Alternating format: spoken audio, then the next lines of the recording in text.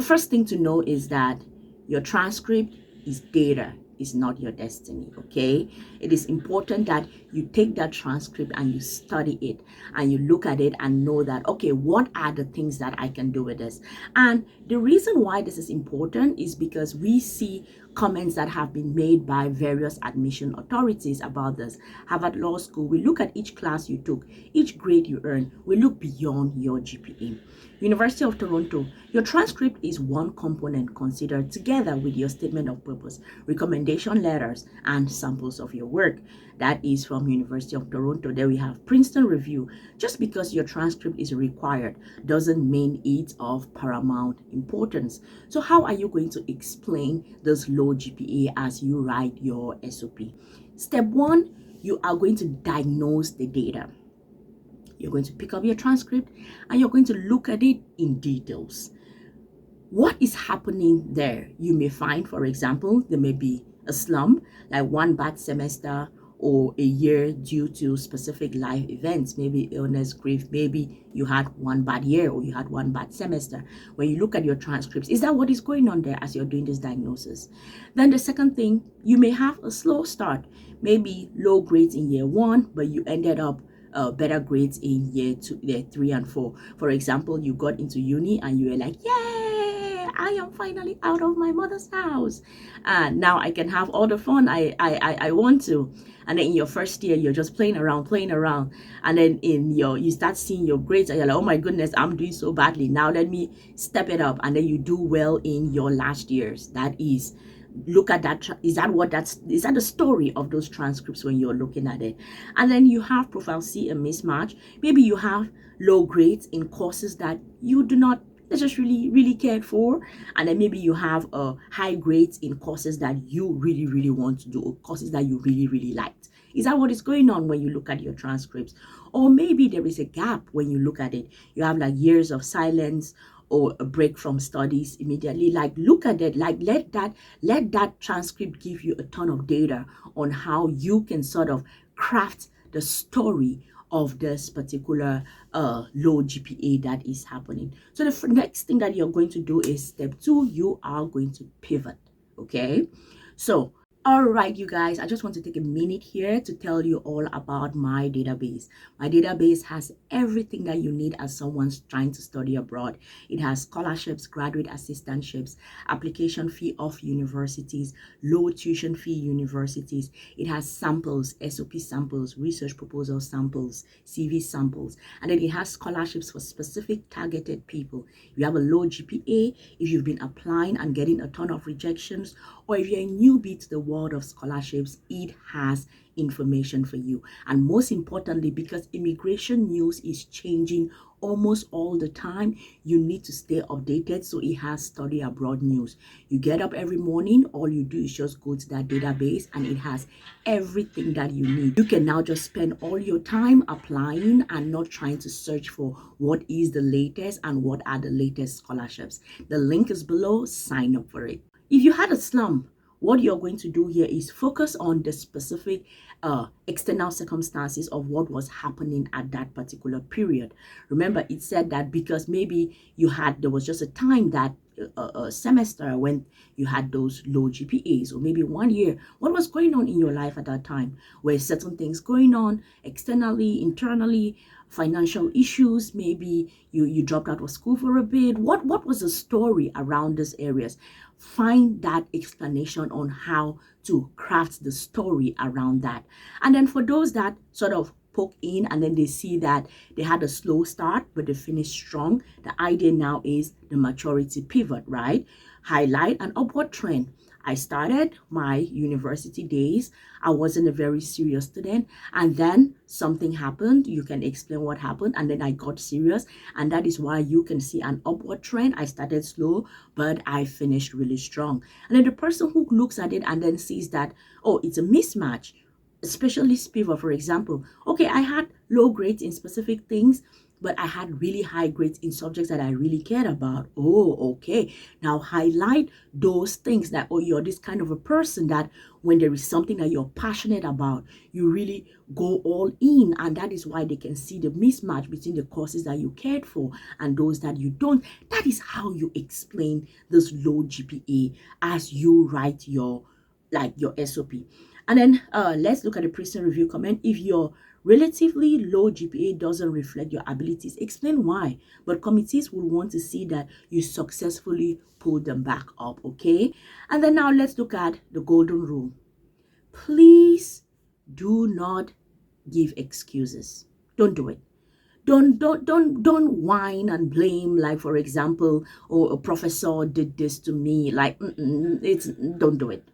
And then avoid irrelevant childhood trauma. Listen, if we really bring it down to it, everyone has childhood trauma, okay? We all went through some things in our days, so that is not going to cut it. You need to, like, just as we said, the strategy to explain is what we listed before. Apology, do not be on this, I'm so sorry, I promised to do, like, no, don't do it. Just be concise, take responsibility for what was happening, provide context, because what we're talking about, the strategy earlier, is providing context. Provide that context and then say how you finish strong. End of story. Okay.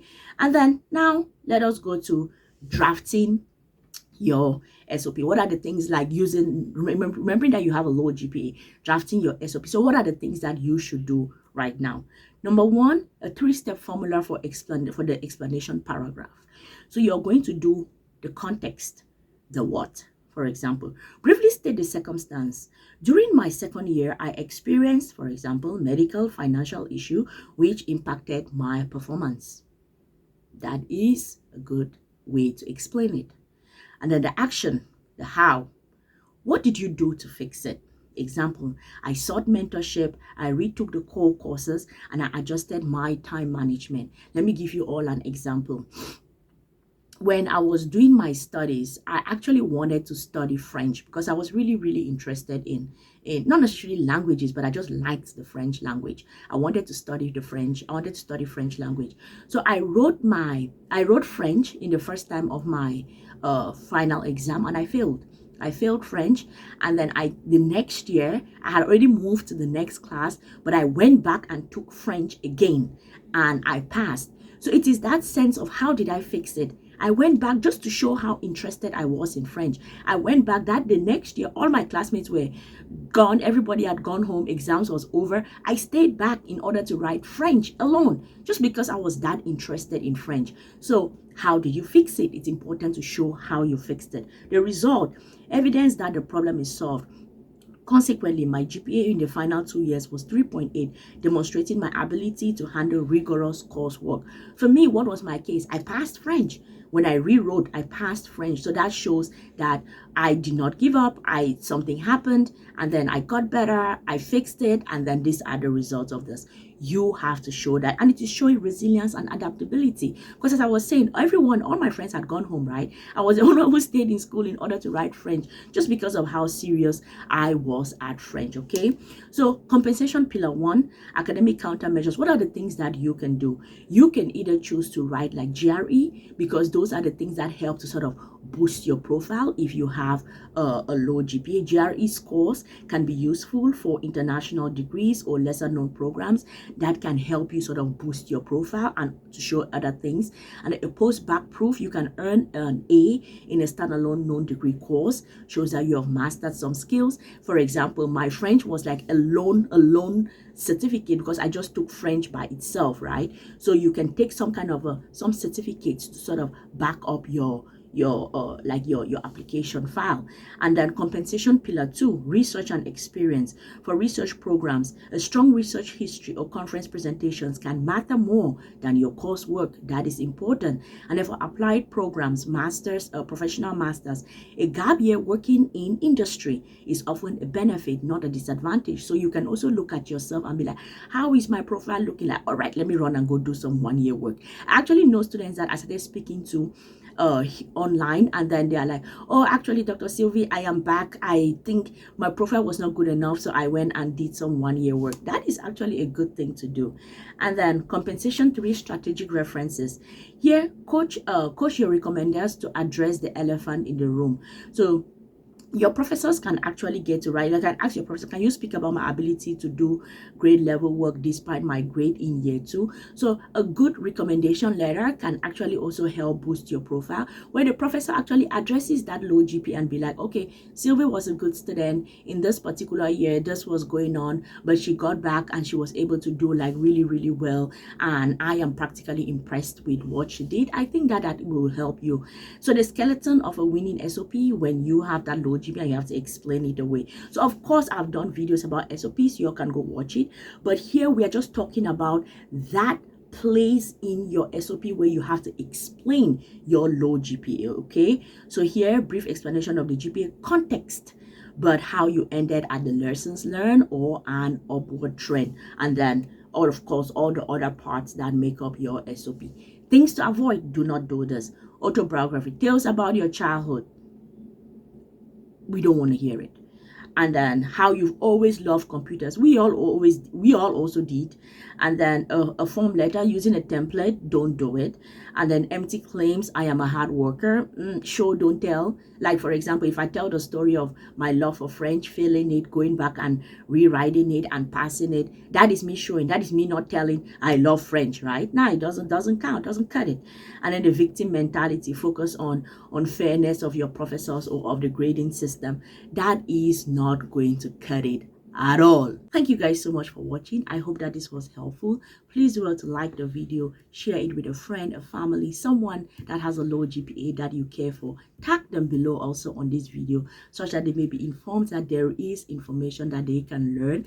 Subscribe here, follow here, turn on the notifications such that you do not miss the next video that I put out, because I am really here to give you all as much information as possible such that you can make good choices about your study abroad plans. I'm going to see you all in the next one. Peace.